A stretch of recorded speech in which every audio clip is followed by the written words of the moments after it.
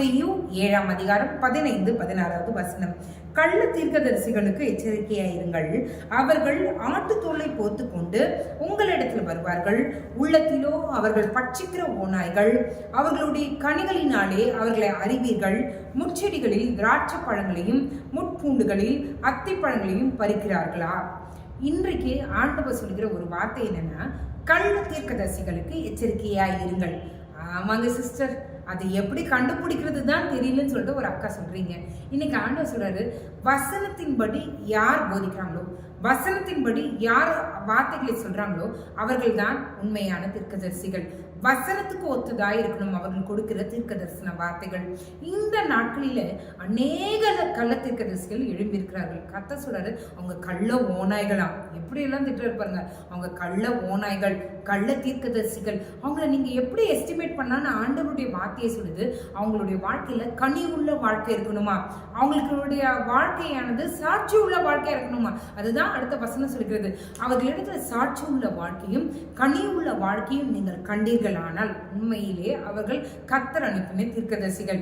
யார் இடத்துல சாட்சி உள்ள வாழ்க்கை இல்லை, கனி உள்ள வாழ்க்கை இல்லையோ அவங்க எல்லாம் உண்மையான தீர்க்கதரிசிகள் அல்ல.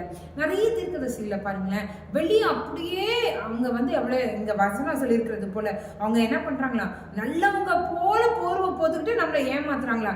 நல்லவங்கள போலயே இருப்பாங்க, ஆனா வீட்டுல போய் பாருங்களேன், மனைவியின் இடத்துல உண்மையான அன்பு இருக்காது, தன்னுடைய பிள்ளைகள் இடத்துல அன்பு இருக்காது, தன்னுடைய கணவனார் இடத்துல உண்மையான அன்பு இருக்காது. ஆனா வெளியெல்லாம் பாத்தீங்கன்னா சிஸ்டர், பிரதர், ஐயோ தம்பி, ஐயோ தங்கச்சி அப்படி பேசுவாங்க. நோ, ஜாக்கிரதை. வசனம் என்ன சொல்லுது பாருங்க, அவங்க கள்ள ஓநாய்கள், அவங்க மாய்மாலக்காரங்க. நீங்க ஜாக்கிரதையா இருங்க. அவங்களுடைய வாழ்க்கையை சீர்தூக்கி பாருங்க. அது கனி உள்ள வாழ்க்கையா இருக்குதா, அது நற்சாட்சி உள்ள வாழ்க்கையா இருக்குதா, வசனத்தின்படி அவருடைய வார்த்தைகள் இருக்கிறதா, இதை ஒப்பிட்டு அவருடைய வார்த்தைகளை ஏற்றுக்கொள்ளுங்க. நம்ம ஜாக்கிரதையா இருக்கலாமா? நிறைய முறை நம்ம தவறினது உண்டு இல்லை, யாரையும் பார்த்த உடனே நம்பிடுறோம் இல்லை. இன்றைக்கு ஆண்டவர் இடத்துல அந்த ஒரு டிசர்னிங் கிஃப்ட், அந்த ஒருத்தவங்களை பார்த்தாலே பகுத்தறிகிற அந்த வரத்தை நம்ம கேட்டு பெற்றுக்கொள்வோம். ஒருத்தர் நம்ம கிட்ட வராங்கனாலே அவங்க எதுக்காக வராங்க, ஏன் வராங்க, அவங்கள இடத்துல ஆவியானவர் இருக்கிறாரா இல்லையா, அந்த காரியங்களை அறிகிறதுக்காகவே கர்த்தருடைய 9 வரங்களில ஒரு வரம் உண்டு. அந்த பகுத்தறிகிற அந்த வரத்தை நம்ம கேட்டு பெற்றுக்கொள்ளலாம். கள்ள தீர்க்கதரிசிகளுக்கு நம்ம எதிர்த்து அவர்களை விட்டு விலகி ஓடி போகலாம். அந்த எச்சரிப்பின் சத்தத்தின்படி நம்ம வாழ்ந்து கொள்ளலாமா? ஜெபம் பண்ணாமே. எங்களை நேசிக்கிற நல்ல பரமபிதாவே, அப்பா, எத்தனோ முறை நாங்கள் ஏமாந்து போய் கொண்டு இருக்கிறோம் ஆண்டவரே. இந்த நாளில நீர் எங்களை மாற்றுங்க ஆண்டவரே.